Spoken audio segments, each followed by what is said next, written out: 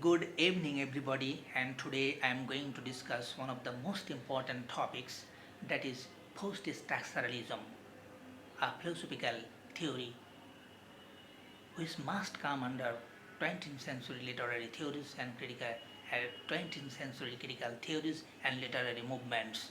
So let's get started.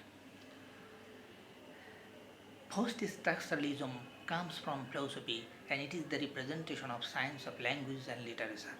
But now it designates a broad variety of critical perspectives and procedures that in the 1970s displaced structuralism from its prominence as the radically innovative way of dealing with language and other signifying systems. A.M.S. Abrams, A Glossary of Literary Terms, 6th edition, page 258. It is definitely a postmodern thinking and not exactly something opposite to structuralism. Rather, it is an effort, though, that changes the questions of adequacy of structuralism. The very indefiniteness of language is the pivot of post-structuralism. As a result, the post-structuralist literary critics are engaged in the task of deconstructing the text. This process is given the name deconstruction, which can roughly be defined as applied post-structuralism. However, post-structuralism emerged in France in the late 1960s. The two prominent figures are closely associated with this emergence are Roland Barthes and Jacques Derrida.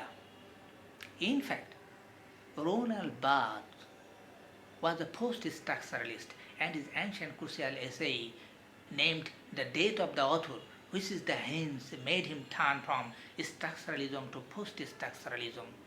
In this essay, he announces the death of the author and rhetorically asserts the independence of the literary text.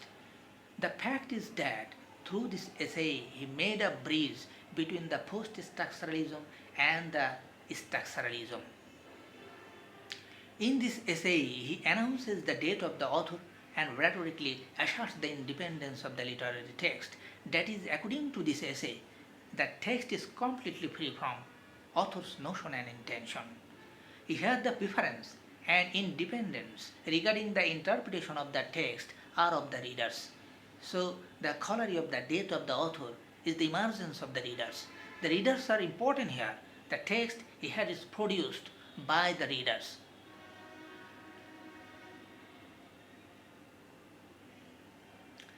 As a result, so the early phase of post-structuralism seems to license and reveal the endless free play of meanings and the escape from all forms of textual authority. Another thought of Barthes is the invention of the concept of meta-language, that is the first-order language and the second-order language. According to him, the second-order language is needed to explain the first-order language. As a result, the first-order language becomes inactive to complete the idea or feelings of the speaker, and this process continues one after another. Roland Barthes classifies the text in two ways, that is, the readerly text and the writerly text. The readerly text is realistic and easier. The readers have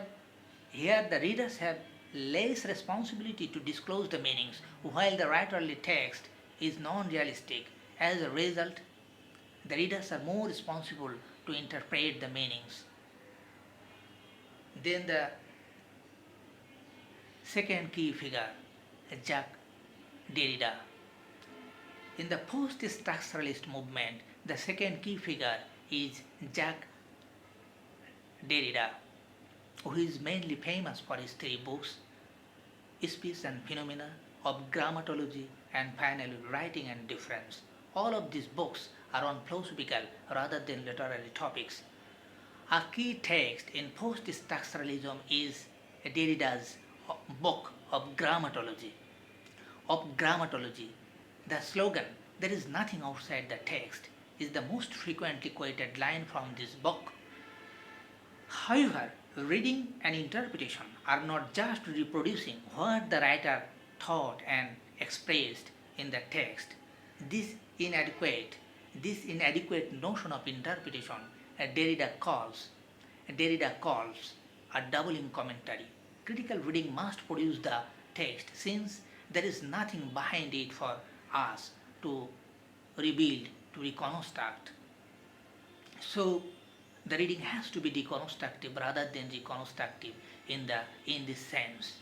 This is the point where Derrida makes the remark which he later calls the axial point, the axial proposition of this essay, that there is nothing outside the text.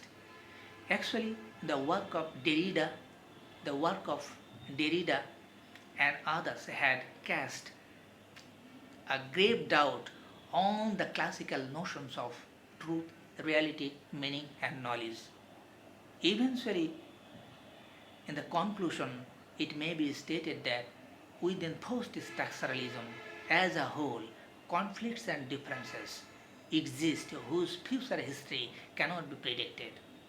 Post-structuralism is an eternal process which does not have any full stop. It is going on and on. So that's all for today. Thank you very much for your cooperation and coordination.